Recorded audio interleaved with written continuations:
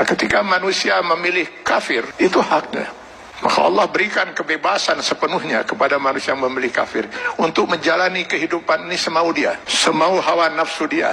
Allah berikan kebebasan sepenuhnya. Silakan baca di dalam Al-Quran atau di dalam hadis Rasulullah SAW. Tidak akan pernah kita temukan satu ayat, satu hadis di mana Allah mengatur kehidupan orang kafir. Orang kafir diberi kebebasan sepenuhnya, mau berbuat apapun di dunia ini. Tinggal dia harus menanggung resiko pilihannya itu di akhirat nanti. Tapi kepada mereka yang memilih beriman, hilang sudah kebebasan ini sepenuhnya. Karena seorang mukmin, dia dituntut untuk Islam. Akar katanya adalah aslama, berserah diri. Yang beriman kepada Allah, dia harus menyerahkan dirinya sepenuhnya kepada Allah. Sepenuhnya dia siap untuk diatur hidupnya oleh Allah Subhanahu wa Ta'ala.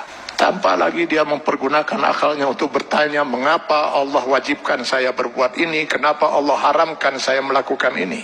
Kalaupun pertanyaan itu muncul dalam dirinya, maka keimanan dia akan menjawab, saya lakukan ini karena Allah perintahkan, dan saya tinggalkan hal ini karena Allah melarangnya. Itu jawaban seorang mukmin. Dia tidak akan berusaha mencari ilah hukum, alasan hukum, apa manfaatnya, apa hikmahnya.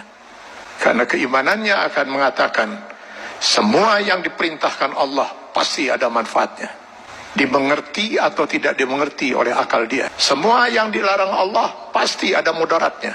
14 abad umat Islam tidak pernah mengerti bahwa dalam daging babi itu terdapat cacing pita. Cacing pita baru ditemukan di akhir abad 18 Masehi. Apakah umat Islam selama 14 abad itu makan daging babi? Tidak. Setiap yang dilarang oleh Allah pasti ditinggalkan oleh seorang mukmin. Maka seorang mukmin harusnya siap untuk mengislamkan dirinya secara penuh, secara utuh, secara kafah. Maka kepada orang yang memilih beriman itu Allah menyeru, ya ayyuhallazina amanu dukhulu fis silmi kafah. Kalau memang kalian memilih beriman, masuklah ke dalam Islam itu secara kafah, secara utuh.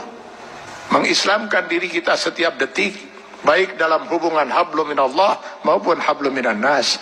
Itulah sebabnya Allah menurunkan 6.666 ayat Al-Quran, yang sebagian dari ayat Al-Quran ini dijelaskan oleh kurang lebih 5.000 hadis Rasulullah SAW. Kenapa harus Allah turunkan ribuan ayat Al-Quran dan ribuan hadis ini? Karena yang mau diatur hidup seorang mukmin itu bukan hanya sekedar sholat, saum, zakat, haji saja. Seluruh kehidupan dia per detik, mulai dari masuk WC, keluar WC, sampai mengatur kehidupan bermasyarakat, bernegara. Ini kalau dia memilih beriman.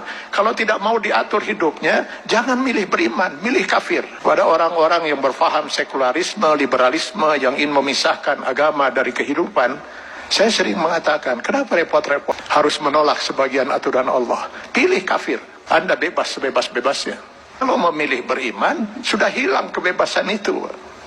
Dan pilihannya hanya satu di antara dua. Memilih kafir atau memilih beriman. Memilih beriman konsekuensinya kita sudah harus Islam. Mengislamkan diri kita, menyerahkan sepenuhnya diri kita untuk diatur hidup kita oleh Allah Subhanahu wa Ta'ala. Karena itu setiap orang mukmin sadar betul bahwa selamat tidaknya dia termasuk orang yang ditangisi oleh tidak oleh Rasulullah SAW. Dia harus bisa mengislamkan dirinya setiap saat.